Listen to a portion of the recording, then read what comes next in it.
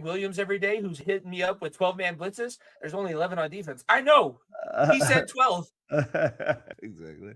No, that's the other thing that we should talk about before we get into the actual Super Bowl matchup. But what Darnold did in these playoffs, has he done enough to overcome seeing ghosts in his early career? Is he just when Nico and I were saying he's not elite because elite's top 5, but he's what he did in the NFC Championships, top 10 stuff. I'll say this about Darnold. Even if we go into next year with him a Super Bowl champion, I think me and you would maybe do a podcast and be like, well, I don't know if Seattle's the best team. It doesn't matter for this year. Just be the best player this year. And this year he's feeling himself. He's in a good system. No turnovers in the playoffs. He's got a great wide receiver. And he came from a good program in USC. He was a top 5 pick for a reason. He's not a bum.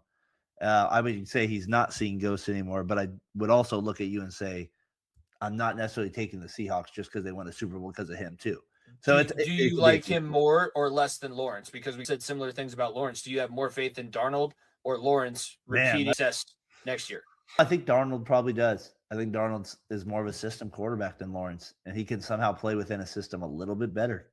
To go from the Vikings to this team and keep that success, to me, that matters a little bit. I think he's the only guy in NFL history to win back-to-back 14-game seasons with 2 different teams, isn't he?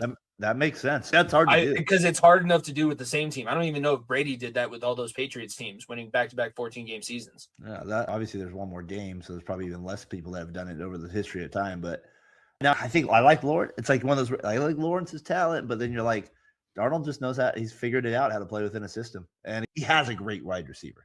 And the running game, too, with Charbonnet and Kenneth Walker. It's unfortunate that they won't have Charbonnet for this Super Bowl matchup, but the two-headed monster they have in the backfield, that I think, too, that question, instead of it being Darnold versus Lawrence, it's actually, do you trust Mike Macdonald over Liam Cohen?